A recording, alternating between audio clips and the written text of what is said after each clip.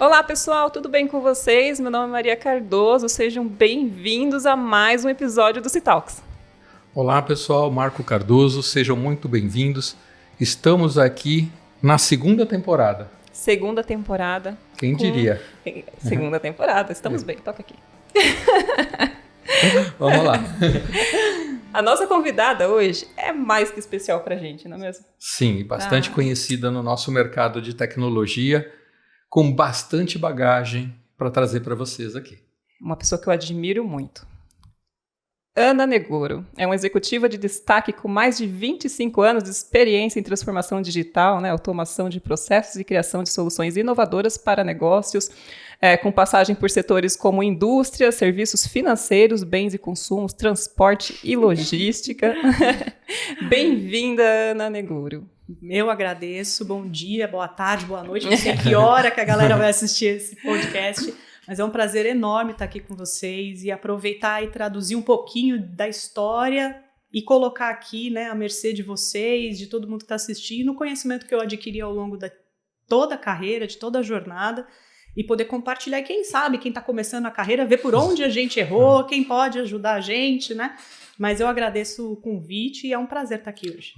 Nós que agradecemos. É muito bom te reencontrar, Depois de bastante tempo. Obrigado por estar aqui com a gente. O prazer é todo meu. Foi uma honra conhecer você alguns anos atrás, a Maria conhecendo hoje. Vamos lá. Vamos lá. Muito legal. Ana, eu vou pegar a sua história como a linha do tempo. Vamos lá. Então, voltando ali um pouquinho, onde você nasceu, como foi sua infância, seus pais? Vamos lá. Sou nascida aqui na cidade de São Paulo, Meus pais são do Nordeste, acho que é uma história que é repleta aí de muitas famílias brasileiras saíram do Nordeste, com muito tempo querendo uma vida melhor. Então, meu pai vem do interior do Ceará, de uma cidade chamada Icó, que tem ali um açude que abastece Fortaleza, é muito conhecida na região, e minha mãe vem de uma cidadezinha próxima a Campina Grande. Os dois... Paraíba. Olha, terrinha, da Paraíba aqui também. É da terra dela. Maravilha! Campina Grande? Perto de Campina Grande, lá é Conceição. Ah, minha mãe é de Lagoa Seca, Esperança. São cidades como se fosse são arredores ali da região de Campina Grande. Isso. E vieram para São Paulo em busca do que se queriam na década de 70. Prosperidade, emprego, coisas que naquela época no Nordeste eram muito difíceis de ter, Meu pai conhece a minha mãe aqui, indo trabalhar, se casa. Minha mãe trabalhou ainda durante alguns anos, antes de parar de trabalhar, quando eu nasci, e depois veio a minha irmã. Então nós somos uma família pequena, eu tenho uma irmã mais nova, e a gente cresceu com muita dificuldade, não tinha-se bens, não tinha-se nada, uma construção. Meu pai foi trabalhar na área metalúrgica, que era o grande fomento econômico da época, Viveu as greves. Eu lembro pequena, numa das greves que as forças sindicais faziam na época, meu pai do lado de dentro da empresa e eu, minha mãe e minha irmã do lado de fora, levando roupa, levando comida ali, porque se vivia a greve dentro da empresa, Isso permeou ali bastante a minha infância. Eu vi o quanto era difícil. Nós vivemos uma década complexa financeiramente no Brasil, 1980, 90, até chegar ao Plano Real. Então, foi uma infância que realmente foi bastante difícil financeiramente, mas que ao longo do tempo foi se ajustando. Meu pai ficou muitos anos trabalhando na mesma empresa, se aposentou na mesma empresa. Minha mãe abdicou da questão de trabalho para tomar conta da gente.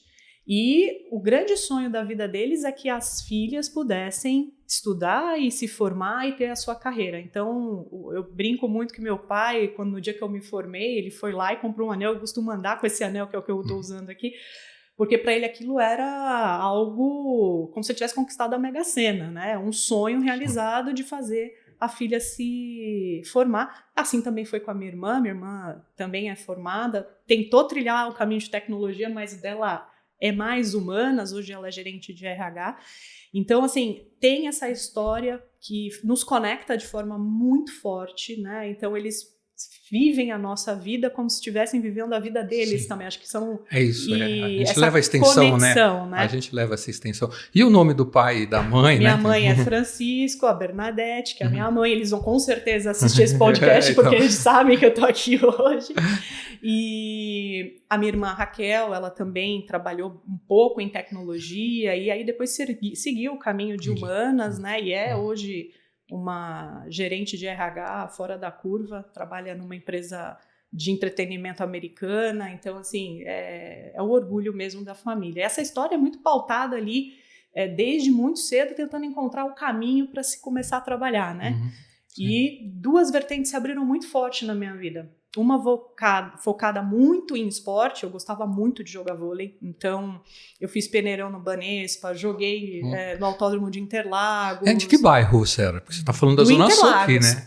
Então... Perto do Interlagos, perto do Sesc, entre o Sesc Interlagos e o Autódromo. Eu morava naquela região ali. Eu morava no Socorro, minha vida no Socorro. Joguei então basquete, a gente se encontrou basquete no Sesc de Interlagos muitas vezes. Sério? Que legal. Eu jogava pelo colégio. No colégio, eu lembro que teve um evento esportivo muito grande, chamado Copa ESA naquela época, não sei se quem está ouvindo já ouviu falar dessa Copa, e aí eu comecei a jogar, e virou um sonho. Quando você tem de 12 para 13 anos, você começa a se projetar. Eu vejo meu filho hoje, que tem quase 10 anos, ele quer ser jogador de futebol, normal, né, da gente criar essas projeções, mas foi uma veia muito forte. E eu participava dessas Copas, fui jogar também um pouco no Banespa, minha madrinha era sócia do Banespa na época, então também tive ali algumas oportunidades, fui jogar no Centro Olímpico, até que com 16 anos, vamos fazer um colegial? Vamos fazer colegial. Eu queria fazer colegial técnico, eu queria começar a trabalhar, eu queria ter meu dinheiro, eu queria começar a ter minha própria forma de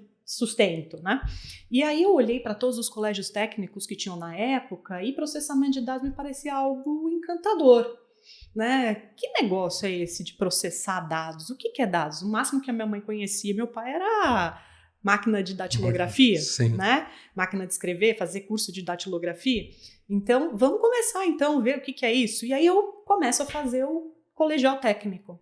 Então, eu faço o primeiro colegial normal e depois no segundo ano eu já começo no processamento de dados. Aí mudou a chave. Aí eu descobri que eu gostava de exatas.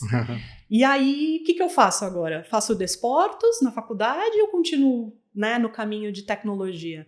Aí numa conversa, eu lembro, voltando para casa, meu pai dirigindo, a minha mãe falando ali na frente, eu no banco de trás, mas eu não sei o que eu faço, eu queria fazer de esporte. Isso não dá dinheiro. Era isso mesmo, né? Era isso mesmo. Você tem que fazer alguma coisa que te dê sustento. Então vou fazer, e lá na frente, quando eu tiver condição, eu volto a fazer de esporte. E nunca mais eu fiz, porque eu gostei de tecnologia. E aí eu fiz processamento de dados, logo em seguida eu já comecei a trabalhar como estagiária no próprio colégio, como auxiliar de laboratório, ali orientando os outros alunos a como trabalhar, como conectar mouse com fio, conexão, aquela coisa toda, cabo coaxial. Então aquilo foi me encantando de certa forma que eu não conseguia mais pensar em outra forma a não ser gastar o meu precioso tempo em algo que me fizesse realmente muito feliz, né? Que eu me sentisse completa. E fui caminhando, fiz a faculdade de Ciências da Computação. Na época eu tinha 17 para 18 anos, quando eu ingressei na faculdade. Meu pai virou para mim e falou assim, não adianta, você vai estudar perto. Quando você terminar a faculdade e quiser fazer outra, longe, aí você faz. Mas agora, até os 22, eu tenho ainda, né, responsabilidade sobre você. E aí eu fiz na Unisa, fiz os 4 anos lá. Foi quando eu entro na primeira empresa multinacional como estagiária. A Ana Paula Oliveira, que vai com certeza assistir esse podcast, é a minha mentora de início de carreira. É nossa amiga, né? Inclusive, né? Essa amiga. Ela é muito querida, ela é muito querida, eu gosto muito dela. Ela começa, então, a me dando essa oportunidade, a gente trabalha juntas ali durante 5 anos, então, basicamente, todo o meu fundamento em tecnologia eu aprendo com ela, junto com a equipe. Então, desde suporte, redes, a parte de atendimento. Eu lembro de um final de semana que eu passei o final de semana inteiro atualizando antivírus nas máquinas. E aí a gente começa a passar os perrengues da vida, né? Eu lembro que nessa oportunidade eu deixei o meu usuário, né, de logon em todas as máquinas. E aí, na segunda-feira de manhã, o pessoal chegava, já colocava a senha, não via, e bloqueou a senha de muita gente. Então, assim, a gente começa a entender um pouco de como é o atendimento do cliente, Sim. É o primeiro cliente que está mais perto, como é que esse cliente quer ser atendido. São situações de aprendizado que você vai carregando ao longo de toda a sua vida, né? E lá, eu também depois vou para a área de sistemas, que aí é a área que eu mergulho e conheço mais do negócio, vou para dentro de processos de negócio, a fazer o atendimento de força de vendas, de entender como é um plano de visitação médica, que era uma indústria farmacêutica. Então, fico ali mais ou menos uns 5 anos e meio nessa jornada, saio dali e com muita dor no coração, porque a empresa foi adquirida por outra e era um movimento comum na indústria farmacêutica na época do processo de aquisição, sim, de crescimento por base em aquisição. E aí sigo para uma outra jornada, né? Sigo fazendo um caminho de ir para um segmento totalmente diferente. Vou para o varejo. Vou para uma instituição, vou para uma empresa francesa, muito diferente de uma americana, o conceito de lidar com o cliente diferente, a abordagem do negócio muito mais low cost. Então, trabalhar com tecnologia em empresas que o custo é apertado, você não tem margem para erro, é muito mais desafiador, né? E aí começo, então, trilhar um caminho e aí me dá um estalo de que, puxa, conhecer outros mercados talvez seja algo bacana, porque você está se expondo. Isso é uma coisa que também me coloca numa situação de constante aprendizado, de disposição. Você está em constante mudança de perspectiva para que você possa refinar sua própria avaliação, porque não existe uma verdade absoluta, né? E o crescimento só se dá a partir da mudança, né? Eu falo assim, que a gente aprende com os perrengues, com as dificuldades, né? Cada vez que você sai da sua zona de conforto, é onde você adquire, na verdade, muito mais conhecimento. Né? Porque você é obrigado a se reinventar, né? Se estudar coisas diferentes para poder alcançar resultados diferentes. Né? E não existe uma verdade absoluta, né? Então, assim, quando você vai para um outro segmento, aquilo que você viu que estava certo, às vezes naquele segmento não faz o menor sentido. E você vem e você carrega aquela experiência, porque aquela experiência te trouxe a vivência de que deu certo. Como aqui não vai? Como que assim não funciona aqui? E aí você vê uma dinâmica diferente, o modo de pensar diferente, o cliente aborda diferente, tudo é diferente. Então você tem que estar muito aberto a se readaptar e se questionar e colocar dentro da sua mala aquilo que você aprendeu, mas também abrir a possibilidade de você aprender o novo, né? E aquilo vai te moldando como profissional. Eu fico ali por volta de 1 ano e meio nesse varejista. Aprendi muito, porque era uma estrutura extremamente grande. A gente estava falando de uma área de TI com mais de 300 pessoas. Há mais de 20 anos atrás, isso era algo muito fora do contexto, né? Acho que só bancos tinham estruturas tão grandes. Aprendi muito o que era os processos de tecnologia. E os 3 primeiros meses foram uma imersão no negócio. Mas você não estava na gestão ainda nesse momento, né? Base, na base analista. Mesmo, né? Você estava, assim, pelo que eu olhei, você estava muito mais numa parte ali, inclusive, não sei se é nesse momento ou é depois que você assume uma parte ali muito mais de governança, de auditoria. Isso, né? Essa etapa ainda é os primeiros 7 anos de carreira, onde eu realmente me dedico à tecnologia. Então eu saio ali de infra, vou para a parte de sistemas, no varejista eu fico como sistemas, então eu fico ali responsável pela parte toda de sistemas voltadas para impostos, o que no Brasil é algo surreal, você tem uma estrutura só para conter a parte de impostos, e daí fico ali 1 ano e meio e sigo para uma outra proposta, que aí também como engenheira de software eu vou para o mercado de telecom. Nada a ver de novo, né? Então, farmacêutico, varejo e vou para telecom. Vou para o meio do processo de faturamento, de fechamento de conta de cliente. Na época ainda, muito focado em telefonia fixa. E aí, fui por quê? Porque este conhecimento de impostos na cadeia da tarifação era fundamental. ICMS, ISS, porque quando você explode a conta, você vê vários impostos, e esse conhecimento me ajudou a ir para essa outra posição. Uma empresa multinacional que apoiava as telcos no Brasil com o que eles chamam de billing, que é o faturamento, né? A conta, o fechamento da conta. Que é uma tristeza. Que é uma tristeza. É uma tristeza. Até hoje é uma tristeza. Não falo o nome da minha operadora, mas todo mês agora eu já entro direto no consumidor. Ó, dica geral. Tem problema com a sua conta? Em vez de reclamar com a operadora, entre no site consumidor.gov.br e lance todas as suas dúvidas. A resposta vem rapidinho. Você recebe em dobro aquilo que eles te cobraram errado, viu? Fiquem com essa dica porque funciona muito bem. Todo mês eu faço isso. Eu vou fazer isso. Outro dia eu fui resgatar os pontos da operadora que eu tenho contato e cancelei. Até agora os pontos não voltaram. Boa dica. Mas aí vou para esse movimento e começo então a entender ali como, né, aplicar todo esse conhecimento do varejo num outro segmento, que aí é totalmente diferente de novo.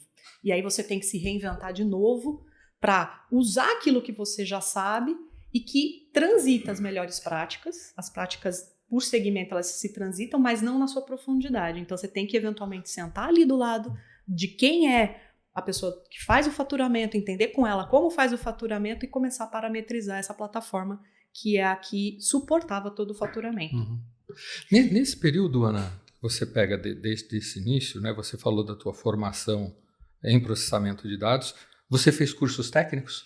Fiz. Começo ali na faculdade, né? Finalizo a faculdade ainda na primeira empresa. Logo em seguida eu faço gestão de projetos. E aí sigo depois para fazer engenharia de software, né? Porque eu queria me aprofundar na parte de engenharia de software. Eu fiz engenharia de software na Unicamp. Foi um translado durante um ano. Imagino, né? Muito difícil. O curso já era muito difícil, Sim. Muito difícil. O Instituto de Computação da Unicamp, ele é fora da curva, ele é uma referência em tecnologia. Passar no processo já foi muito difícil, porque foi por indicação. Meu professor que estudou lá na faculdade fez a indicação, eu consegui através dele. E essa eu achava que era a etapa mais difícil.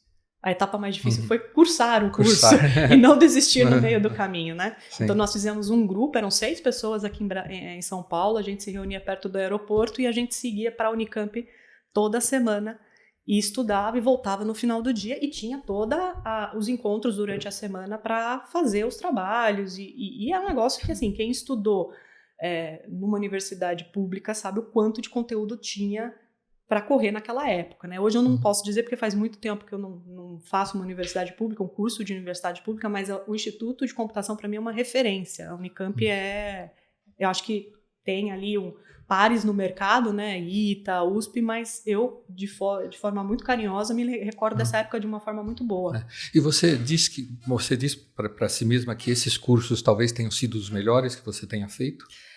Foram ali, fundamentais. De base. Né? Porque uma coisa que eu sinto muito falta hoje em dia, eu falo assim, eu falo que eu dei muita sorte, porque comecei justamente nessa época que estava começando essa coisa da tecnologia, de um modo geral, nas empresas. E quando eu fui fazer o meu curso, que era o curso de COBOL, tá, gente? Faz parte. Eu desenvolvi COBOL. Faz parte. E tá tudo bem, tá tudo certo. Ainda tá rodando, né? Tem muita coisa rodando. Banco, então, né? Os primeiros 8 meses foram cursos de lógica. Uhum. E isso faz toda a diferença para frente. Toda a diferença. Não adianta você aprender uma linguagem se você não aprendeu lógica. Né? Então, sem essa base estrutural, eu vejo tanta gente chegando no mercado que sabe uma linguagem, mas aí depois, para entender do negócio, fica mais difícil. Né? Eu vejo que tem 2 grandes steps, né? 2 grandes passos dentro de uma carreira para você ter a base. É uma boa formação matemática. Então, quando você entra numa faculdade de ciência da computação, pelo menos a que eu fiz, o primeiro ano a gente só viu matemática. Algoritmos, né? A parte de logaritmos. Sim. Então, isso traz uma forma mental mais organizada de você resolver alguns problemas, né? Eu lembro da faculdade que o meu trabalho de conclusão de curso foi montar, em Clipper, na época, um jogo de xadrez. Então, a gente tinha ali que saber o movimento das peças, as casas. Você vai montando lógicas complexas, então você montava a lógica do cavalo, a lógica da torre, a lógica da rainha, e numa hora você tinha que juntar tudo aquilo, e aí movimentar de um lado, depois movimentar do outro. Então, foi uma construção de pensamento que você precisa vir da base. Não vai nascer pronto. Então, é um contexto que você tem que ir criando. Isso vai sendo montadinho, bonitinho e construído step by step. Quando eu faço engenharia de software, aí eu me aprofundo nesta lógica. Então, tinha matérias que, assim, eu estudei o ano inteiro lógica de programação, como higienizar o código, como o código ser mais clean, como você atuar na camada de software acessando o banco de dados, o que fazia sentido estar no banco ou na camada de software. Sim. Ou o que você deixava para a camada de rede resolver, e aí depois você brigava com o pessoal de infraestrutura. Exato. Exato. Então, e óbvio, com o passar do tempo, você foi adquirindo outras tecnologias nesse universo. Então, como que você pode falar de código seguro se você não consegue fazer nenhum código limpo, um código clean, né? Como é que você pode desenvolver o código na IA hoje se você não consegue ler o código que ela está vindo? Eu falo que se aquele programador tinha muito isso, né? No passado, acho que ainda tem hoje, que ele programa para ele mesmo, ou seja, só ele entende, ou seja, não vai ajudar. Não vai ajudar. E né? quanto código, né, é criado com essa característica do indivíduo que criou. Aí você pega um programador, um outro, e vai abrir e dar manutenção naquele código. Ele fala, eu vou fazer do zero, porque eu não estou entendendo. Estou gastando mais tempo entendendo o código do outro do que eu criando um do zero. Então, tem uma base. Eu acho que esses dois cursos foram fundamentais na estruturação mental que eu tenho hoje, de como resolver problemas, de como eu acho soluções, que é o que a gente mais fala hoje em dia. A gente fala de achar soluções, né? E que foram fundamentais, inclusive, para uma outra virada de cadeira que eu fiz com 7, 8 anos em tecnologia. Eu já tinha passado por infra, como eu comentei, por suporte, por implantação de projeto, por desenvolvimento, que eu estava ali. E aí surge uma oportunidade de ir para uma área de auditoria de TI. Eu olhei e falei, que raio que é isso? Né? Será que isso vai agregar valor? O que é? Bom, eu estava de 22 para 23 anos ali, finalizando essa etapa. Eu falei, o máximo que pode dar é errado. Um ano, eu vivencio, eu entendo, vejo, eu ainda vou estar com 25, 26 anos, eu tenho toda a bagagem, não é por causa de 2 anos que eu vou perder uma oportunidade de ver alguma coisa nova que, sei lá, se vai dar certo ou não. E acabo indo.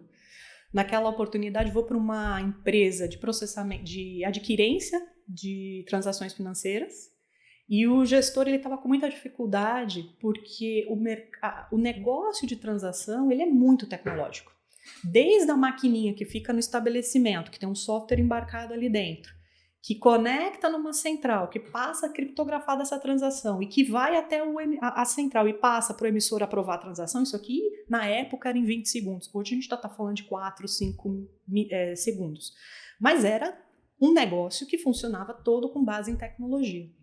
E o gestor de auditoria com muita dificuldade de achar auditores técnicos que pudessem conduzir auditorias técnicas, conversando direto com a equipe de tecnologia. Eu falei, bom, de auditoria eu não conheço nada, então eu posso entrar com o conhecimento técnico que eu tenho e a gente faz uma troca. Eu entro com o técnico e você me traz a bagagem de gestão de risco. E aí foi a troca.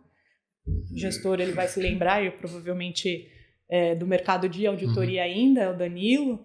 E a gente fez essa troca, foi muito bacana. Os 6 primeiros meses eu absorvi esse conhecimento de auditoria. O que é auditoria? O que é processo? O que é controle? O que é risco? O que é vulnerabilidade? O que é tudo isso?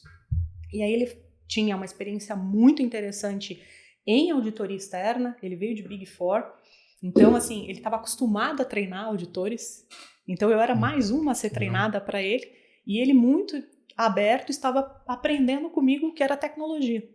Então, eu lembro que eu entrei em dezembro, né, 2004. O pico de transação é em dezembro, isso é superado no próximo Dia das Mães. Sim. Então, a cada 6 meses, o negócio precisava dar um up, sempre na infraestrutura, no processamento, nas transações. E naquele bendito ano, dia 23, a empresa passa por um colapso e para de capturar as transações nos estabelecimentos. Naquela época, o mercado de adquirência ainda era fechado, só tinham 2 players no mercado. Um capturava Visa, outro capturava Mastercard. Eu trabalhava na Via Mastercard. E parou. Mastercard, porque chegou ao máximo da capacidade de captura de transações na prévia do Natal. E aí a gente começa 2005 numa jornada de entender tudo o que aconteceu por trás desse evento. Então, desde a camada de aplicação lá do software do POS, se houve atualização, se não houve, se foi controlada a versão, se não foi, até a gente entender se o banco de dados tinha feito o tuning adequado para esse momento. Para receber. Se a gente tinha o DR preparado para assumir em caso de falha, porque ele não entrou, então não estava. Então foi uma jornada para mim como profissional fora da curva. Eu consegui olhar a TI por fora da TI, de uma maneira integrada, e tentando entender em que ponto a TI podia ter falhado. Então, desde um processo de desenvolvimento, a um processo de gestão de mudanças, a um processo de suporte à produção, o ambiente de hardware, né? Toda a camada de rede ali que suportava os servidores, que autorizavam as transações. Então, para mim, 2 anos e meio, 3 que eu fiquei nesta empresa, foi algo que fez um divisor de águas no uso da tecnologia dentro do negócio. Conseguiu me mostrar se a gente usar a tecnologia, ela pode promover para o negócio uma diferenciação ou uma catástrofe. Então, você sempre tem que lidar com esses 2 momentos no negócio, né? Fez alguma coisa de errado, vai dar problema. Não fez, reza para dar certo. E se fez, você também vai estar lá na frente com os números provando isso para você. Sim. Então, foi muito bacana. Em auditoria, geralmente se faz o que a gente fala de plano de auditoria. Então, você mapeia ali os grandes riscos, os grandes processos de negócio que impactam o negócio e você audita. Então, você abre uma avaliação daquele processo e entende todo o arcabouço. Então, a gente sempre abria as avaliações, eu tinha uma par de processos e eu entrava com a expertise técnica. Então, ao mesmo tempo que eu avaliava tecnologia por tecnologia mesmo, então gestão de mudança, gestão de problemas, gestão de incidentes, quando a minha par de processos abria um processo de avaliação da tesouraria, eu ia junto para fazer as análises todas de dados da tesouraria. Então, qual é o sistema que está lá? Qual é o banco de dados que está por trás? Quais eram as gestões de acesso? O que se podia acessar? Tem conflito de interesse? Tem segregação de função? A pessoa que aprova que lança é a que aprova? Então, todos esses controles por trás, eu comecei a entender o porquê que eles são relevantes, o porquê que a gente precisa ter. Né? E esse conhecimento, aos poucos, eu fui acabando fazendo também as auditorias de operações.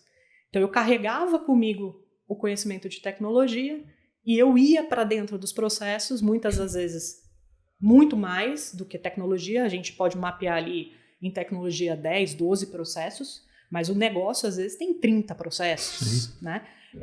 Um dos processos que eu lembro bastante, que a gente trabalhou de forma muito próxima, foi o processo de auditar a central de atendimento. Então, tinha lá as ilhas técnicas, as ilhas de cancelamento de transação. Então, tudo baseado em tecnologia, porque todas as transações estavam com base registradas em alguma base de dados. E não tem como você chegar à tecnologia sem antes passar pelas pessoas ou pelos processos. Sim. Então, eu lembro de um dia a gente ficou o dia inteiro conversando com pessoas, escutando com carrapato tudo que os clientes pediam, tentando entender como era a dinâmica do call center. Como é que o call center atendia? Onde é que podia estar as falhas? E aí não tem como, você aprende muito. E você sabe que você falou já algumas vezes sobre processo, né? Desde o começo, né?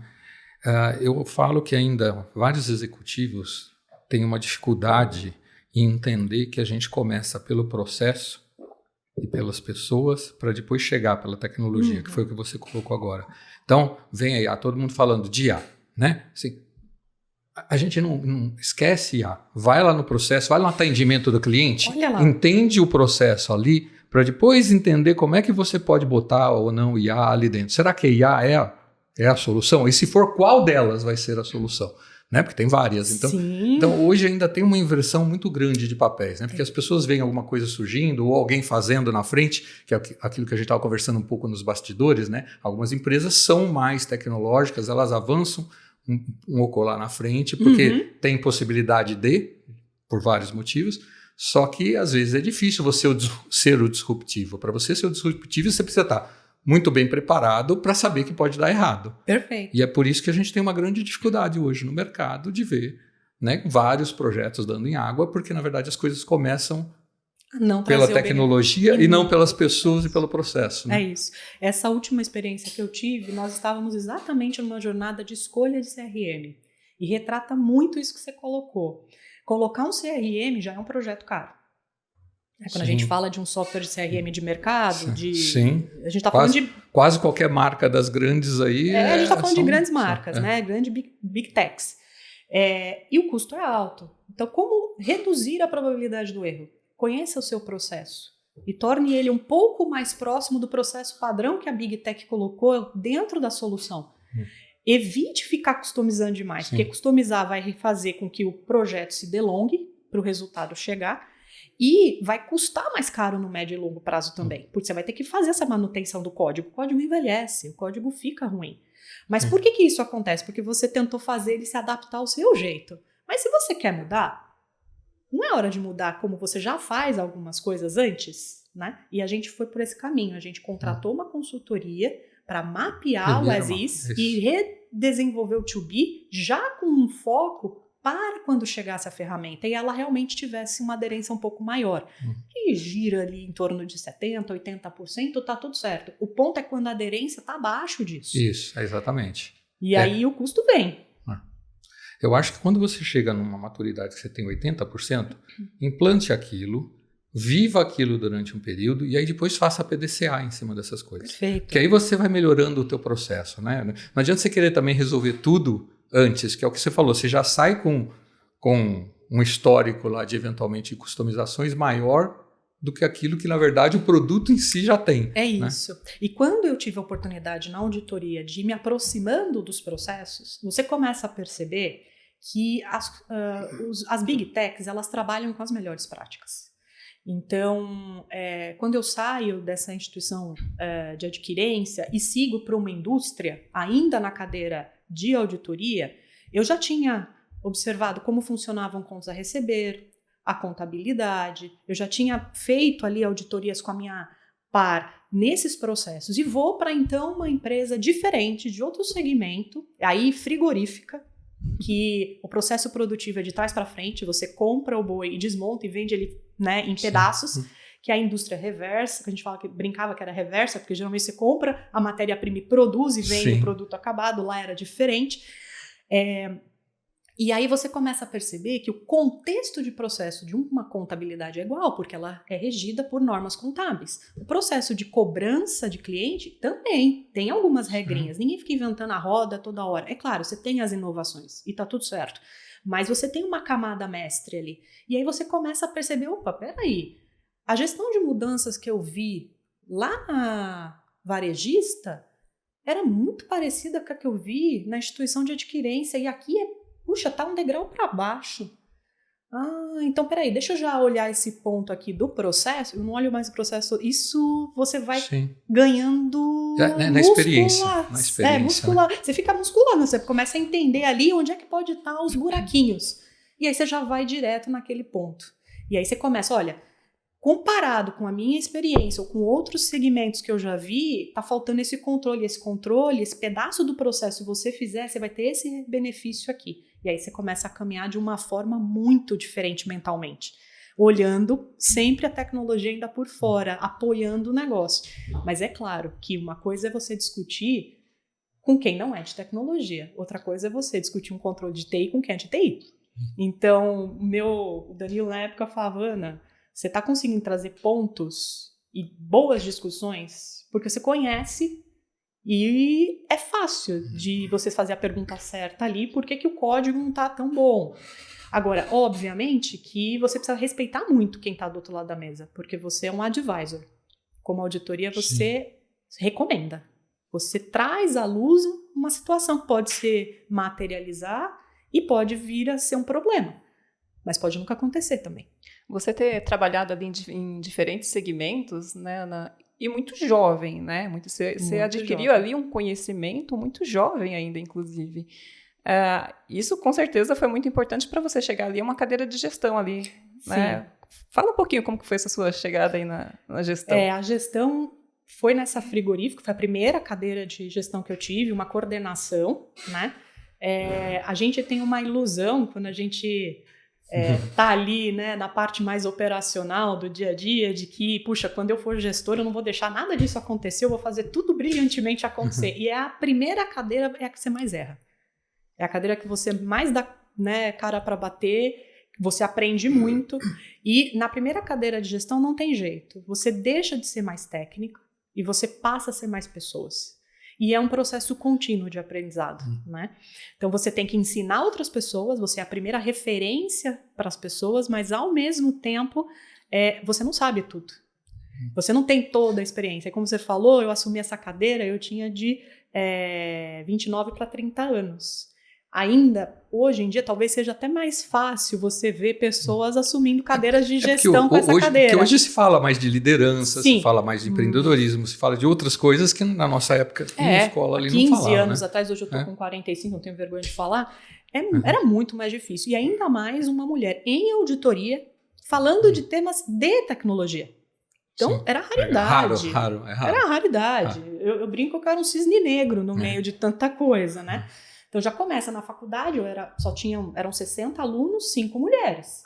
No curso de engenharia de software na Unicamp, eram 45, tinham 4 mulheres. Então assim, nunca, e não foi algo que me assustou, mas você aprende a ter que lidar com isso. Você pode resistir a isso, você pode tomar uma linha de que vou brigar e vou me fazer ouvir, ou você pode simplesmente entender que é desta forma e aprender a lidar com isso sem que isso afete o seu psicológico. De verdade, eu nunca tive nenhuma situação que me expôs, que eu precisei me impor como mulher ou alguma coisa do gênero.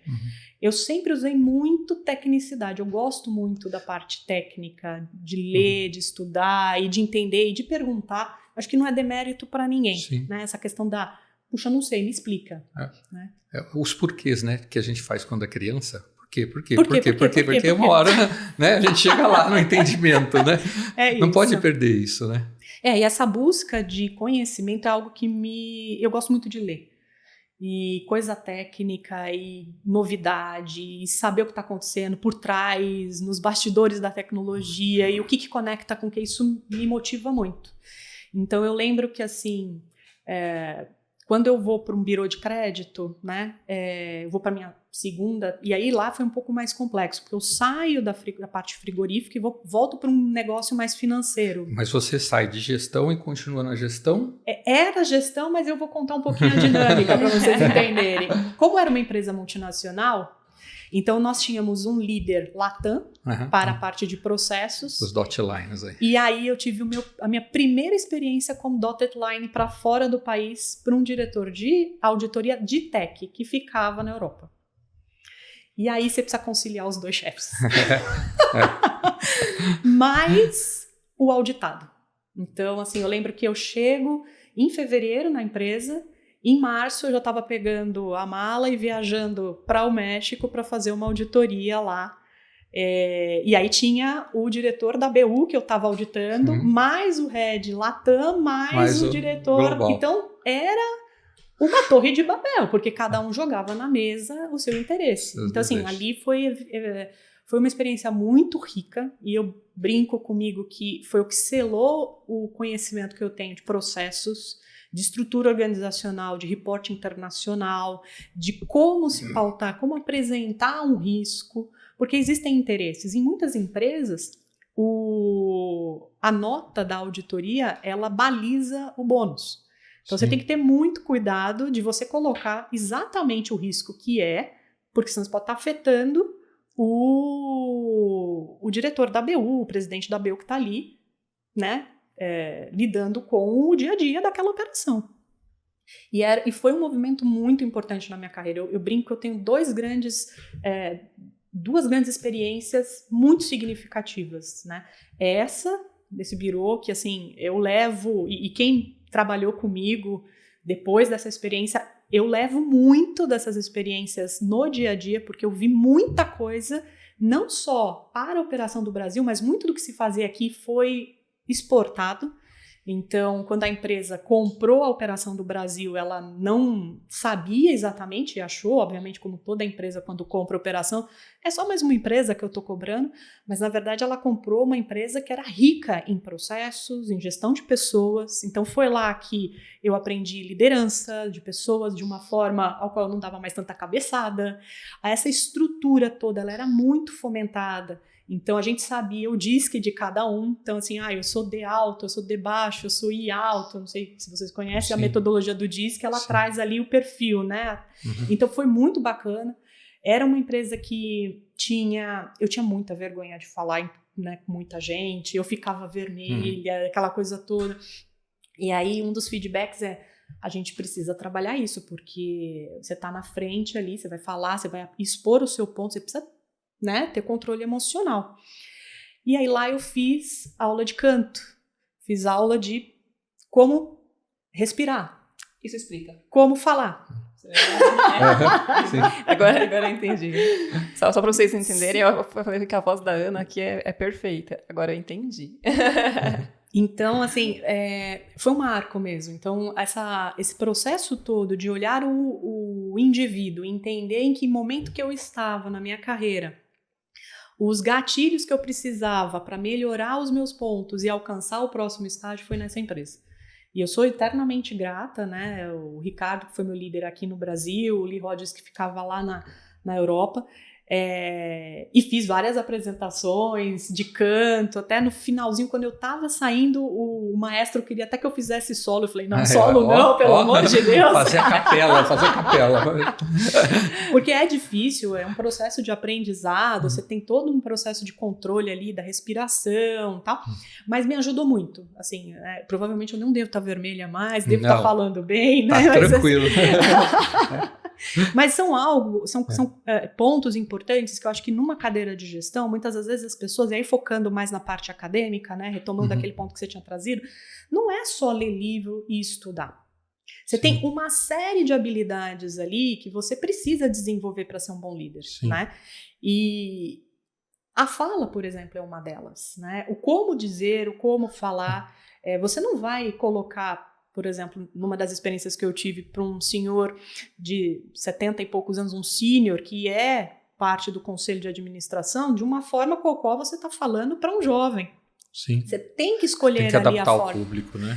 E essa maneira de respirar, entender, ler o cenário da reunião que você está. Então, eram situações muito acaloradas, muitas das vezes, quando você tinha que relatar ali um ponto de criticidade alta, de alto impacto para o negócio, que poderia causar um declínio da meta. Então, por causa desse risco, se ele se materializar, a gente não vai conseguir alcançar a meta de tantos milhões de faturamento esse mês. Então, como dar essa notícia? Como você preparar quem está ouvindo do outro lado? E como você engaja a pessoa para entender que você está sendo um parceiro dela e que você pode ajudar? Você está fazendo por apoio, não para dedurar. Vamos à palavra. Não é a auditoria perseguidora. Sim. É a auditoria advisor. Aquela que está aqui. De construção, né? Então tinha todo um processo até chegar a essa reunião. E essa reunião ela só acontecia depois que eu já tinha alinhado com todo mundo no meio do caminho. Então, aliado com o gerente, que eu tinha encontrado aquela situação, eu mostrava uma primeira versão de documento ali, de texto, abordagem, aí eu sentia com ele, ia para o próximo nível. Puxa, não, mas se você falar isso desse jeito, com essa palavra, então qual é a palavra que você quer que eu ajuste aqui? Vamos ver se a gente encontra um jeito de dar a notícia de uma forma que tudo pode ser dito, dependendo da forma com que a gente fala. Ela tem um jeito melhor ou pior de você lidar com a verdade, mas vamos falar a verdade. E isso foi caminhando, e eu fico 2 anos e meio nessa empresa, e aí eu recebo uma oportunidade para ir, então, assumir minha primeira cadeira de gestão numa processadora de cartões, e com um peso enorme no coração eu saio. Porque ali, realmente, foi uma transformação. Eu entro de um jeito, eu entro muito técnica. Eu lembro que as primeiras auditorias que eu fiz, eu ia no código, eu abria o log do Firewall para descobrir quem que entrou e por qual IP entrou. E eu saio falando com o presidente de BU, com o diretor de auditoria global, sobre risco de negócio. Então esse foi um movimento, eu falo que isso imprimiu em mim uma característica diferente, que eu brinco até que em algumas conversas, assim, eu sou um bicho estranho em TI, porque eu falo de coisas que em TI às vezes você não ouve, né? E essa conexão com o negócio eu aprendo aqui, nessa experiência, e começo a carregar isso daqui para as próximas jornadas da minha carreira, e eu vejo que isso faz toda a diferença. Traduzir tecnologia para quem não é de tecnologia traz uma conexão, uma proximidade que eu até julgo que esse é a ponte que a área de tecnologia precisa ter com o negócio hoje, né? Então eu venho construindo essas pontes. Eu costumo brincar muito que o meu papel não é falar de tecnicidade, embora eu adoro. Então, assim, eu chego até a abrir ali o código, abre aí o código para ver como é que tá. Então, brincadeiras da parte. Matando saudade. Mas eu brinco que o meu grande ponto é traduzir o que o negócio precisa, fazer essa avaliação. Qual é a dor? Porque às vezes o próprio negócio não sabe qual é a dor dele. E o uso de tecnologia, como pode melhorar aquela dor? Que ele nem sabe que ele está sentindo, porque ele está acostumado. Sim. Há tanto tempo vivendo com aquela dor, ele já acha que aquilo faz parte do dia a dia dele. Então, fazer esta ponte de comunicação entre o negócio, que aí eu sei ler o negócio, então eu sei ler um DRE, o balanço, que é um estoque, qual é a conta do fluxo de caixa, se eu reduzir o estoque, o que entra no fluxo de caixa adicional, essa combinação, que aí quando eu estava no Bureau de Crédito, eu procurei também formação acadêmica para suportar isso, porque eu vinha de uma área técnica. Então faço um primeiro curso focado de negócio para entender um pouco ali como é a formação do negócio, porque eu nunca tinha estudado negócio, administração, e depois eu sigo para uma MBA internacional.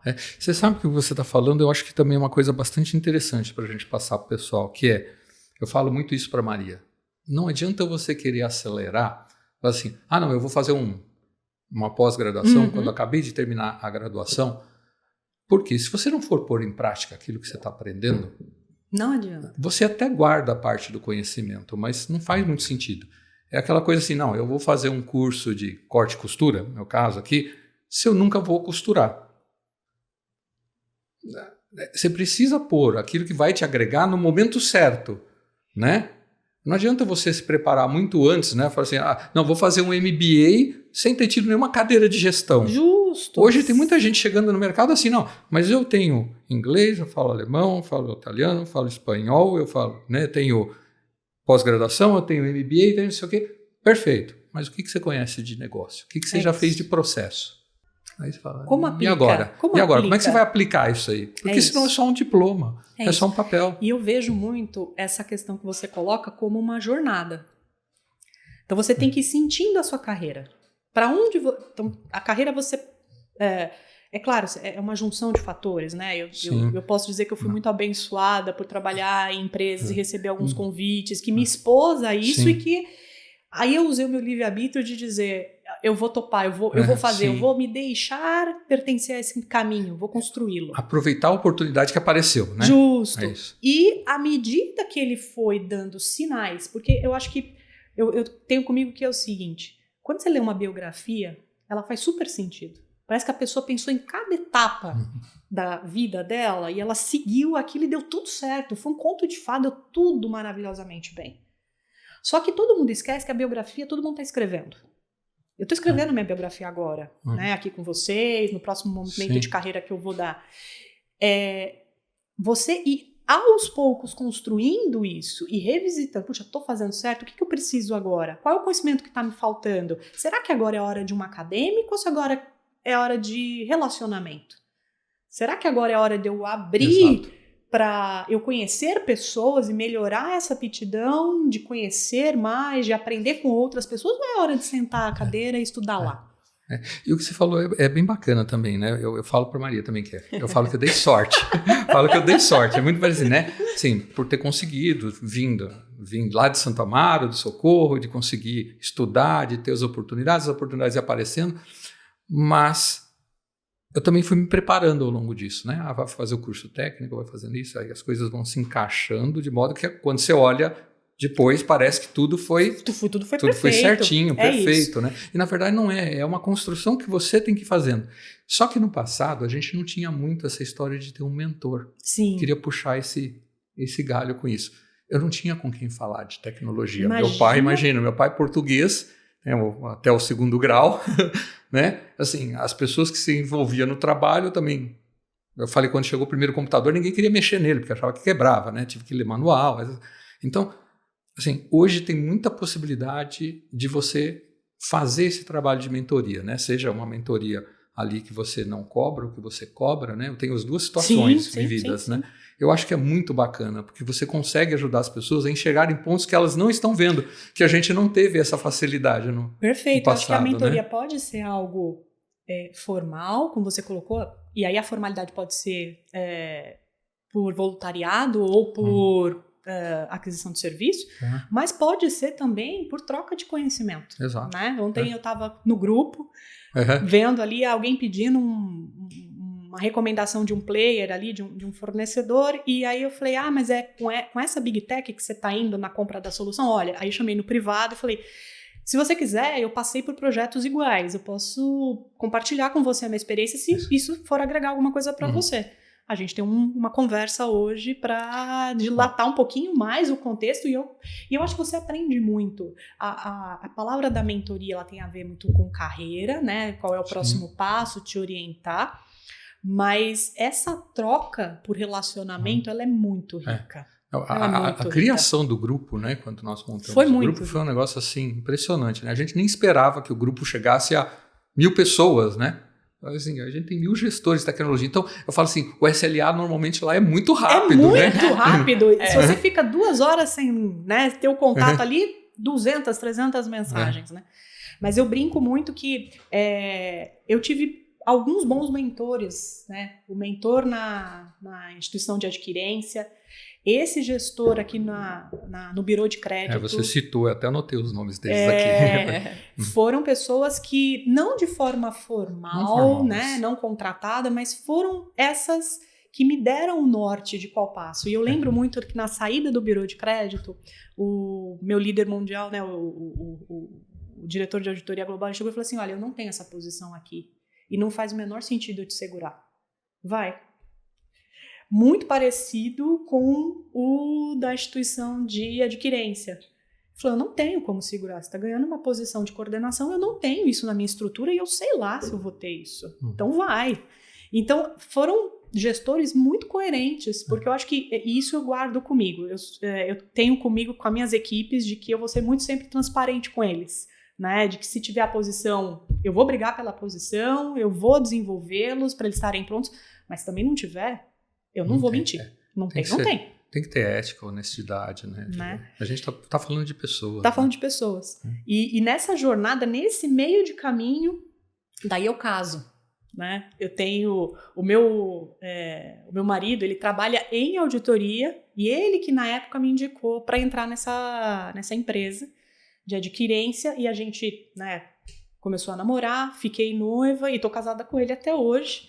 Então, eu caso com 27, 28 anos e eu tinha comigo de que eu estava crescendo na carreira, ele também, trabalhando numa Big Four, trabalhando muito, a gente ali, e a gente postergou ter filhos, né?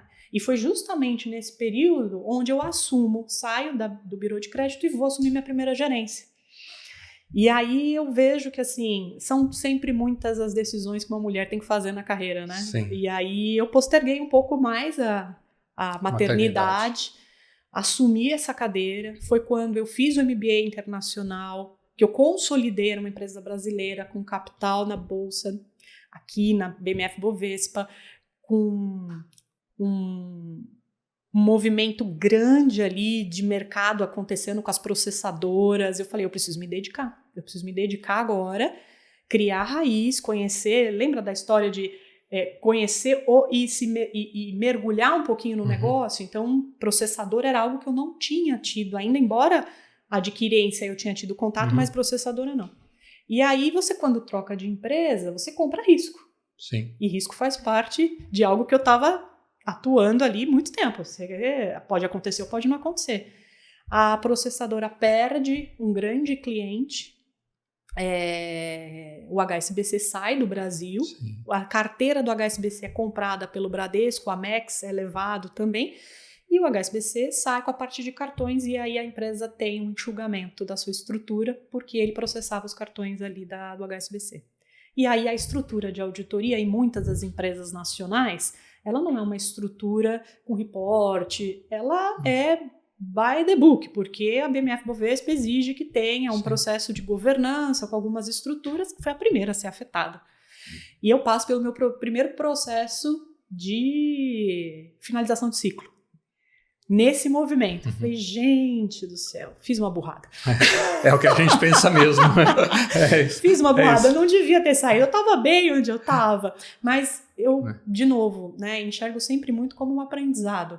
Você precisa passar por alguns processos na sua carreira para que você desenvolva habilidades. Esse processo eu fiquei acho que uns 3, 4 meses para me recolocar. E eu refleti muito. Será que é hora de voltar para a tecnologia? Será que... E eu tava com 31 para 32 anos. Será que eu dei certo como gestora? Você começa a se perguntar, será que é isso mesmo? Você fala, nossa... E, né, as perguntas vêm e o mercado, né, chamando para fazer entrevista aqui, acolá, participo aqui, participo lá. E aí surge a da refrigeração comercial. A empresa tinha passado por uma fase de saída da família e entrada de uma governança corporativa. Aqui começa o meu segundo ciclo, que fortalece todo o meu conhecimento de auditoria para TI no negócio, agora em TI de volta. Porque eu vou para essa empresa com a incumbência de estruturar a auditoria, que era a experiência que eu estava quase 9 anos em auditoria já, numa operação global de uma empresa brasileira que tinha comprado várias fábricas ao redor do mundo, uma no México, uma na Turquia, uma na Rússia, uma na Dinamarca, e precisava organizar tudo isso. Precisava de processo, precisava de uma linha mestra, precisava de um código de ética, não 5 códigos de ética, precisava de um canal de denúncia, não vários canais de denúncia. E aí eu falei, puxa, esse desafio tá na minha cara, porque agora eu vou pegar tudo que eu tenho, tudo que eu conheci em todos esses segmentos e vou colocar em prática. Chego lá e uma das coisas que em auditoria a gente faz muito é uma avaliação nos primeiros 45, 60 dias. Então você vai e começa a conversar. O assessment. Você vai e começa a conhecer todo mundo.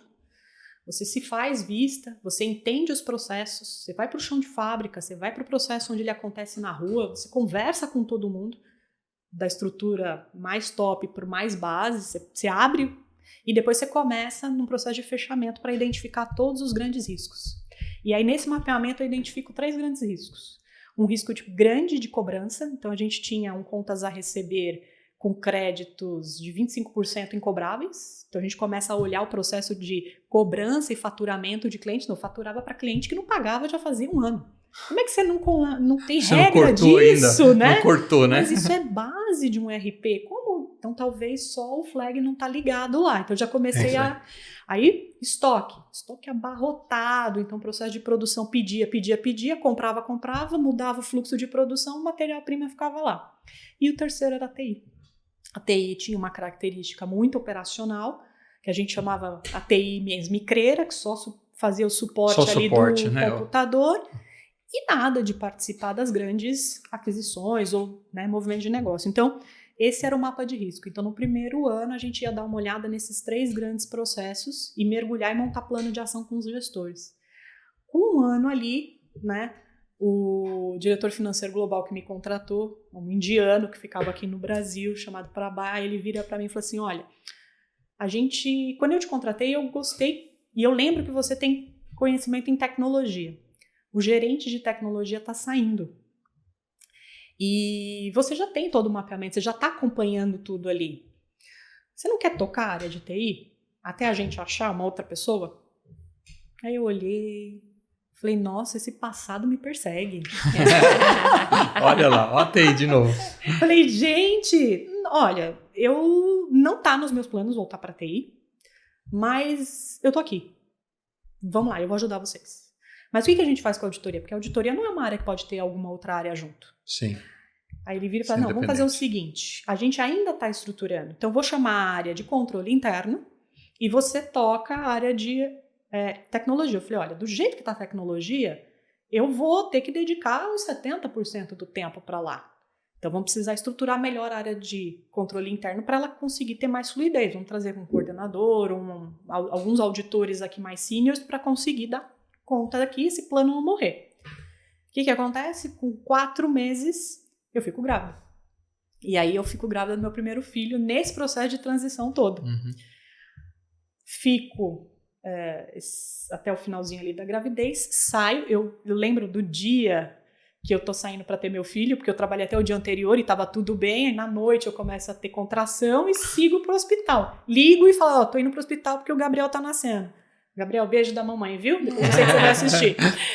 E não, você tá brincando, você não tá indo, você tava bem, você tava aqui ontem. Não, eu tô indo pro hospital. Sério mesmo? Eu tiro uma foto e mando para ele. E aí eu fico 4 meses e meio, né? Longe ali daquilo tudo, aquela concepção. Volto. As coisas estavam meio que mais ou menos do jeitinho que eu tinha deixado. Só que qual que era o grande desafio? Estruturar. E uma estruturação tinha um plano já. Então, a grande sacada, assim, que deu suporte para a companhia, na minha ausência de licença maternidade, foi a estruturação do plano do assessment. Sim. Então, eu sabia que eu tinha que ter uma estrutura de pessoas, então segrega sistemas e infra, no mínimo ali 2 estruturas diferentes. A estrutura de sistemas e conversar com cada head, mapear todas as iniciativas para criar um plano de trabalho para 2015, que era o ano que eu estava saindo de licença. Área de infraestrutura, mapear todo o hardware, fazer o inventário, colocar a casa em ordem, ter o controle mínimo do que precisa. E aí, quando a parte de sistemas começasse a ter a lista, a interagir com o hardware para poder ver o que precisava para começar a tirar o plano. Então, montamos o data center, fizemos uma estruturação que eu brincava muito com o meu CFO global, e falei assim, isso aqui é trianual. Conhecendo o porte da empresa, o apetite de tecnologia, de uso de tecnologia que ela tem, o fluxo de caixa da companhia, eu não vou vir com um plano mirabolante para a gente fazer um negócio em 12, 18 meses, não vai sair. Então, esse termômetro de sentir o quanto a empresa está disposta a investir no ritmo e o quanto ela entende que tecnologia, a maturidade de pensamento de tecnologia que ela tem naquele momento é crucial, porque senão você dá um tiro e aí você dá um tiro a esmo, ele não vai acertar nada. Então eu saio logo no primeiro semestre, meu filho nasce dia 30 de janeiro, semana que vem ele está fazendo aniversário, eu volto em julho, e aí esse primeiro semestre foi o plano executado. Então, tinha lá os 2 coordenadores, eles fizeram o caminho todo, e aí a gente começa o segundo semestre já a pensar no plano do BP do ano que vem, do ano seguinte, né, que era 2016. 2014 foi um ano complexo, porque teve a Copa do Mundo. Então, o estoque ficou daquele jeito porque tinha que produzir muito freezer para muitos estabelecimentos, tinham vários estádios que estavam sendo construídos, precisava da refrigeração ali nesses pontos. Então, para o negócio foi um momento muito crítico, né? Passado 2014, em 2016 teve a Olimpíadas. E aí o contrato que a gente tinha com grandes marcas de refrigerante, de novo, veio uma avalanche. Então, o que eu quero dizer com isso? Se concorreu muito com o caixa da companhia. Sim. Investimentos de tecnologia ou produção? Marketing, evento. Então, você precisa entender, você precisa ler o cenário em qual a companhia está e entender se a gente tem aquele momento certo de fazer o pedido. Passado esse primeiro plano, se percebeu que a TI estava muito diferente, né? Já tinha uma estruturação de máquinas novas de data center, migramos o ERP para uma versão mais nova, a equipe já estava mais estruturada, com cadeiras e responsabilidades, já tinha sistema de atendimento, de tickets, alguns SLAs, a gente já conseguiu focar em algumas coisas mais básicas. E aí a gente segue para um segundo plano trianual. E aí esse plano começa a mirar as operações da América Latina. Então a gente pega tudo que a gente tinha feito aqui e começa a olhar para o México e falar, puxa, o que dá para fazer para o México? O que dá para replicar para reduzir custo? Uma estrutura menor, uma estrutura que é mais enxuta, não tenho tanto punch para fazer um data center lá, o que a gente faz? Vamos então fazer o IRP funcionar aqui no Brasil para eles lá. Então, estruturamos tudo aqui e eles acessando remotamente do México para cá. Foi um belo de um projeto, aprendizados assim fantásticos, acertamos muito, erramos muito também, mas hoje é o que eles usam lá até o momento. E eu vejo que esse caminho de construir a equipe, de entender o momento que a empresa está, de ver se é hora de dar o próximo passo, ele é fundamental. Às vezes as pessoas querem acelerar, e eu já tive esse momento na minha vida, Sim. né? Eu quero ser gerente logo. Eu quero ser uma coordenadora. Eu quero ser líder de pessoas. Eu quero conversar, né? Eu quero assumir. Mas será que tem todo o punching, você está desenvolvendo a musculatura para ter boas conversas, né? E não tem jeito, não tem como ultrapassar. Não, assim, para mim são etapas que você precisa caminhar. Na verdade, quando você faz isso, normalmente você corre o risco de se dar mal. Muito. Eu falo, porque assim, não dá para acelerar um processo que está em maturação. E isso me preocupa um pouco, porque, de novo, nem 8 nem 80, sempre quando eu falo assim, mas quando a gente vê uma geração mais nova, eu estava falando, eles chegam com uma bagagem de estudo, mas não necessariamente de aplicação, muito grande. Só que não dá para, se as duas coisas não forem combinadas ali, ou seja, a experiência já de trabalho com a sua aquisição cultural, fica um gap de um lado ou do outro. Então esse gap precisa ser primeiro corrigido para depois se alcançar ali a posição. Né? A experiência ela precisa da vivência. Exato. Né? Você não fala, eu vivi sem ter vivido. Senão você leu. Sim. Né? Então a vivência traz para você o conteúdo para que você possa tomar melhores decisões. É claro que você não pode ficar preso ao seu passado. Seu passado é um pedaço importante, ele te molda, mas ele não é definitivo também, porque senão a gente errou e a gente vive do erro. Não, mas ele traz muito aprendizado. Ele é um shortcut para os próximos movimentos, né? E esse movimento do segundo plano trianual, ele foi muito mais acelerado, porque a gente ganhou tração. A gente já conhecia, então a empresa já conhecia o modus operandi, a gente já tinha ganhado profundidade e a gente já tinha conquistado o negócio. Então o negócio queria colocar uma ferramenta nova, vinha conversar com a gente antes. Eu chego lá com contratos que a TI nunca nem tinha visto. Então, já começa a demonstrar um pouco mais que a TI está mais próxima do negócio, que a TI é considerada na mesa de discussão, mas isso é uma conquista. Mas esse é um cenário que a gente encontra em muitas empresas ainda hoje, tá? É a área comprando, implementando, depois não integrando. E aí a culpa é da TI, né? A culpa é da TI. É isso. Porque não estava próxima, porque não... E eu não sei se... E às vezes tem uma certa relação de culpa também. Tem porque também, às vezes a TI é mais introspectiva. Eu brinco que a TI ela tem que ter 2 núcleos. O núcleo core técnico, aquele núcleo que precisa ser muito bom na tecnicidade. Do banco de dados, porque eu preciso de gente para fazer troubleshooting, eu preciso de gente técnica para, se tiver que escovar bit, ter que ir lá e achar onde está o problema. Mas eu também preciso da relação externa. Então, é uma camada de relação pública que eu tenho que fazer aqui. Então, é muito engraçado. Nas últimas 2 experiências, eu tinha gestores... Não, mas você já foi lá falar com o gestor e ver se ele tem uma outra forma de absorver uma parte do impacto enquanto ele te dá um pouco de tempo para você resolver? Você já foi lá? Não traz só para mim. Sim. Não adianta trazer só para mim. Eu vou te ajudar. Isso eu acho que também faz um pouco a questão da mentoria. Como é que a gente vai preparando os gestores para assumir posições de maior relevância saindo de cadeiras técnicas, né? Então, muitas das vezes, eu comparo tecnologia com medicina. Né? Você tem muita área técnica, como a medicina, então você tem o neuro, o cardio, o reumato, você tem várias especialidades. Tecnologia também, você tem várias especialidades. Mas você pode ter um ali clínico geral que pode falar por todos eles e te direcionar, mas é o que eventualmente pode te trazer uma visão até mais completa. Normalmente esse cara que é o business partner, né? É isso. É isso aí, né? Então, e eu acho que assim, a gente tem que tirar a TI daquela questão de estar no isolamento. TI tem que estar lá no negócio. TI tem que estar lá no chão da fábrica. Tem que estar lá dentro do estoque. Tem que sair na carreta atrás para ver se o aplicativo está funcionando. Tem que entender o que o usuário está passando de dificuldade para poder desenhar uma solução. Então, para isso tudo, ter contexto para o negócio chamar a gente para uma mesa de discussão, eu preciso estar com ele. Ele não vai lembrar de mim se eu não estiver junto com ele. Eu sou área de custos muitas das vezes. na sua grande maioria, eu sempre vou para pedir dinheiro. Sim. Eu não vou para gerar receita. Então, se ele não me vê como um bom parceiro de negócio, aí ele não vai me colocar na mesa. Então, esse segundo plano anual, ele ganha tração. Ele ganha tração e ele vai numa velocidade muito bacana.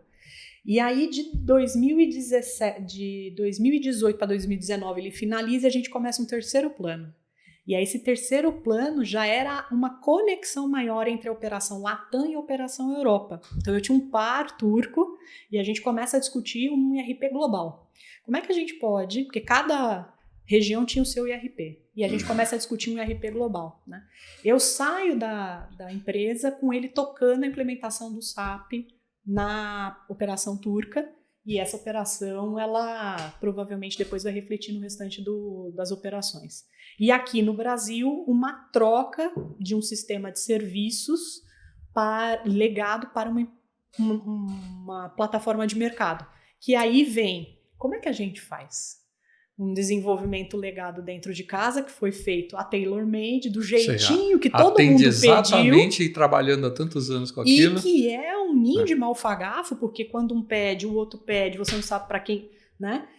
Aí a gente decide contratar uma consultoria para mapear o processo, redefinir alguns steps, e aí se começa a perceber que o processo está todo cheio de cotovelo. Essa foi uma experiência fantástica que a gente conseguiu colocar em prova ali, junto com a PMO da época, e me trouxe luz de quão fácil é a vida para a implementação de soluções se você tiver o processo mapeado. Não ter o processo mapeado significa dor de cabeça na veia. Com certeza vai ter problemas. E o projeto vai custar mais caro. Porque geralmente as consultorias mapeiam ali um book de horas. Quando ela vai se debruçar, não, tá fora do escopo. Não, isso daqui não funciona, isso aqui tem que customizar. Aí o projeto começa a sair fora do contexto. Como é que você vai fazer um requerimento do usuário se você não tem um processo? E se você pergunta para um usuário de um jeito, e o parzinho dele, se você perguntar, ele faz diferente. E quando você fala com o gerente, ele fala, não, mas eu faço desse jeito, porque geralmente o gerente vem também de uma cadeira de baixo que fazia de um jeitinho também. Então, realmente... quando a gente fala de usos mais otimizados de tecnologia, a gente tem a tríade. Eu brinco que essa tríade, eu trabalho com ela desde 2019 e 20 com essa questão da consultoria. Ela me trouxe muito isso. Processos, pessoas e tecnologia. A tecnologia tem que vir. Ela não é primeira. Ela vem junto. Se ela vier primeiro como uma tomada de decisão, eu posso estar pecando, porque eu não tenho pessoas treinadas, conscientizadas e muito menos conhecedoras do processo que precisa para a tecnologia funcionar. Então, elas têm que andar de mãos dadas ali, é uma tríade mesmo. Sim. Se eu pendo mais para um lado, eu incorro em sucesso, provavelmente. Por isso que os grandes projetos, né, as estimativas, os percentuais aí são aterrorizantes, né? Os PMOs que os digam. Sim. Né? 70% dos projetos falham, essa coisa toda. Por quê? Porque a gente acaba não olhando toda a dimensão da companhia. Se olha as perspectivas de gestão do projeto, as disciplinas do PMI ou do Agile, qual seja a metodologia de gestão de projetos que se queira tocar, né? Com agilidade ou sem agilidade. Mas no fim do dia, está tocando processo. E o processo suporta um número na companhia, que é feito por pessoas. Não tem como não trazer esses dois pontos para mesas para discutir, né? Tá tão agradável ouvir a Ana, né? Uau, eu ficaria aqui assim... Ana, eu teria uma aula com você tranquilamente. Né? Muito fácil. Nossa, né? Já deu aula? Olha, já até tentei. Me falam que a didática é algo que eu deveria explorar um pouco mais, mas confesso que ainda não. Mas acho que no futuro, quem sabe, talvez. Eu também não, mas tenho pensado bastante nisso. Não é? Eu acho que faz todo sentido. Para você já faz. Para mim, não posso opinar por mim, mas acho... Com certeza, com certeza. E seria uma aula muito boa. Não seria as aulas que às vezes a gente pega mais cansativas, que o pessoal já fica meio... Não, prende mesmo. Não, gente, mas aqui é um podcast, tem que ser leve. Fizer uma aula assim, ó. Que legal. Vai ser muito bacana. Mas, já indo um pouquinho aqui já para a reta final, Ana. De novo, infelizmente, porque senão eu continuo ouvindo. Não tinha nem olhado ali ainda. Então, a gente vai ouvindo aqui e uma baita aula. É isso, você deu uma aula incrível. Mas agora, deixa eu te perguntar, quais são suas expectativas aí para o futuro de projetos, o que você pensa? Quer tentar um conselho? Eu acho que assim, eu tô numa fase, eu assumi a cadeira de diretoria há uns 3 anos atrás. Então eu acho que eu preciso maturar nessa cadeira ainda. Tenho muitos contatos ainda com conselheiros, né, das empresas que eu trabalhei. Eu acho que para agregar valor, mais alguns anos em cadeiras de diretoria, vivendo negócio, tomadas de decisões, eu acho que cabe. Esse é o que eu planejo. Eu não sei se mais 5, se mais 10. Essas coisas a gente vai sentindo, como a gente colocou, né?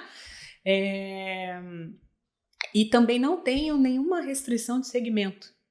Uma das coisas que eu trabalhei muito ali, vocês devem ter percebido, né? Vários segmentos diferentes, setores. Eu tinha notado aqui indústria, logística, varejo, segurança, financeiro. Se eu não falei, são 5 segmentos diferentes. Na última, logística de valores, fintech, serviços do aeroporto. Então, assim, eu sou bem eclética, eu não me prendo a um único segmento. Acho que essa pluralidade me dá uma visão boa de mercado, né? Eu consigo traduzir muitas vezes um CFO, qual é a preocupação do CFO na mesa, qual é a preocupação de um diretor comercial da mesa, o que está acontecendo. Então, quanto mais aberto for esse leque, melhor, né? Nas próximas jornadas, o que eu busco? Eu busco implementações boas.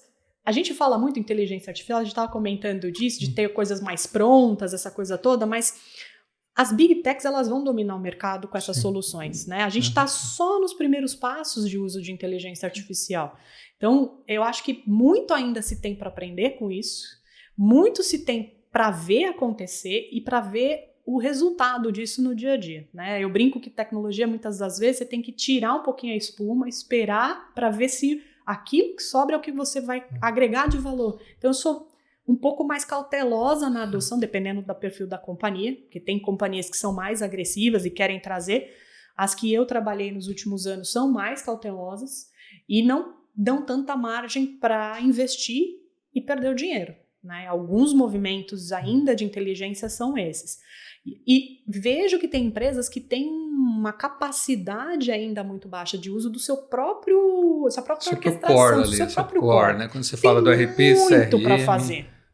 Né? Mas existe uma hype de IA muito forte, uma questão de cloud que tem que se olhar no detalhe, porque consumir dinheiro o tempo inteiro, tá tudo ligado, né? E a gente vem numa estrutura, às vezes ainda, de empresas brasileiras muito in-house, muito data center interno construído, então tem uma jornada de conhecimento aí a ser trabalhada, mas eu vejo muito forte ainda essa maturação em cadeiras de diretoria. É bem diferente você lidar com coordenadores, né, especialistas. Outra coisa é você lidar com o primeiro nível de gerência, de baixo. Outra coisa é você lidar com gerentes seniors, orquestrar a TI para que ela funcione. Aí eu estou falando de clima organizacional dentro da própria TI, um clima de inovação que propague dentro da companhia. E isso junto com os pares.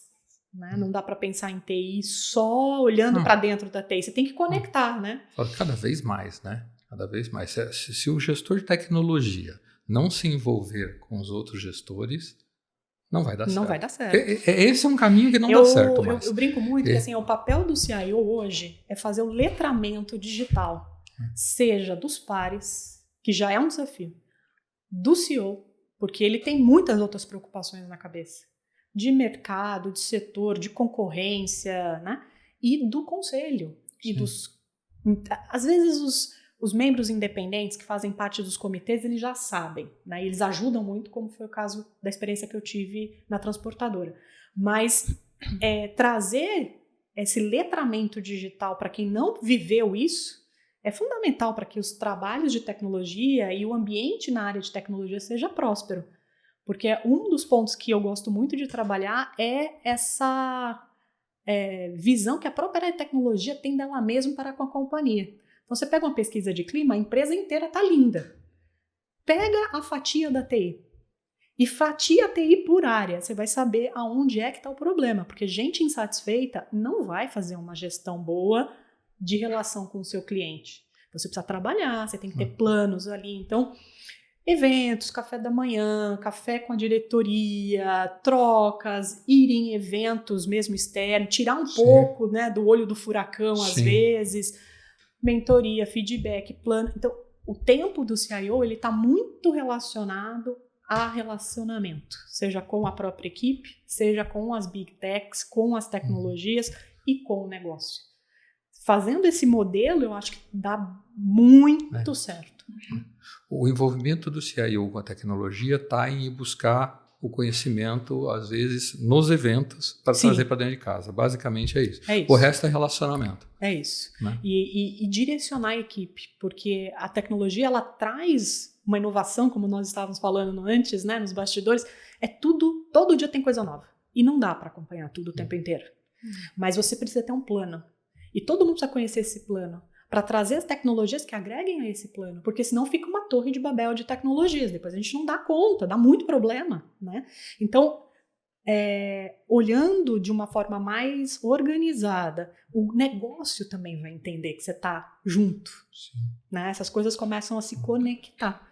Então, e nesse cenário dos próximos, né, períodos, eu tenho que conciliar com o crescimento dos meus filhos, né?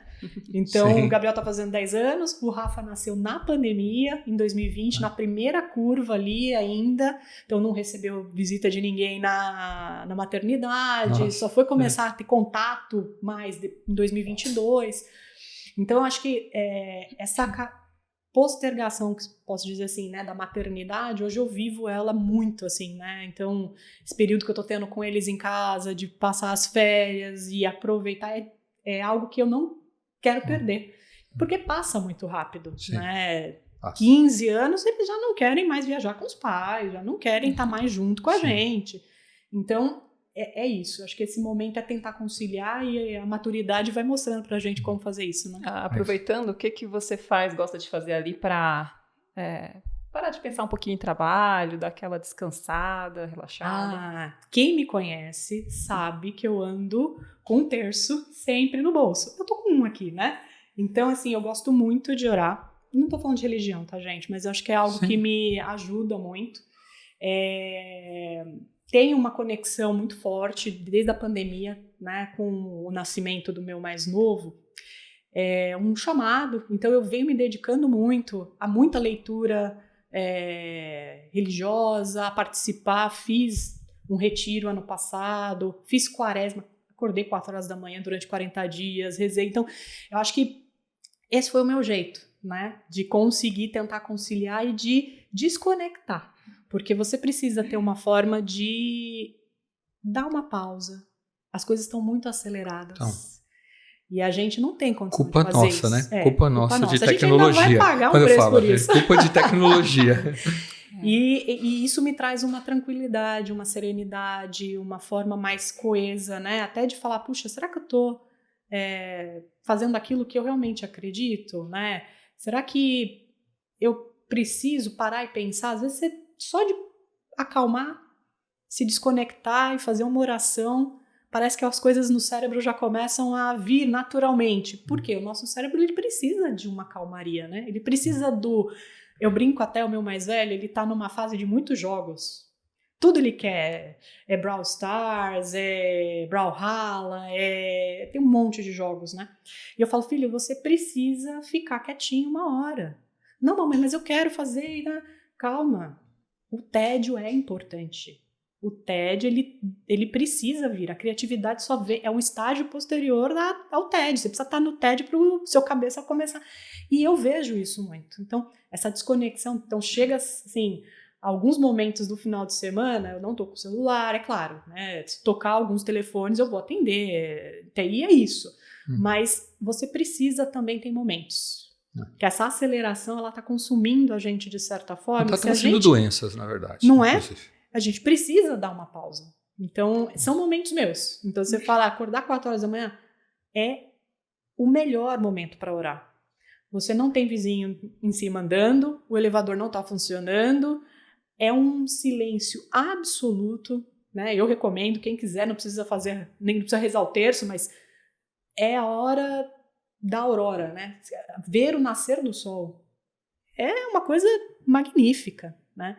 E você começa o dia desacelerado. Leve. Tem gente que nada, tem gente que pega a bicicleta e sai. Eu tenho um amigo que faz 50 km de bicicleta de manhãzinha cedo.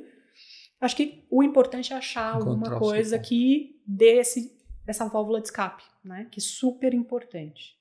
Muito bom. Entendeu? Sim. Por que você olhar pra mim? Você acha que eu não desligo só porque eu fico até 3 horas da manhã pensando em alguma coisa? Não, se duvidar, se conectar a alguma coisinha, nem vai ver que a pessoa não desliga nem dormindo. Sério? Marco, desliga. É bom.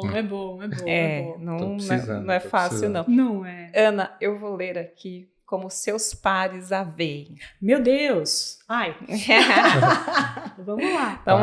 Pares superiores, colaboradores, etc. Né? Pessoas que passaram ali pela sua vida. Ana Negoro é amplamente reconhecida como uma líder estratégica, visionária e humanizada, com habilidades excepcionais em conectar tecnologia e negócios. Admirada por sua capacidade de transformar equipes e cenários complexos em soluções estruturadas e eficientes. Ela conduz projetos com maestria, promovendo mudanças significativas e impactando positivamente a cultura organizacional nas empresas, né?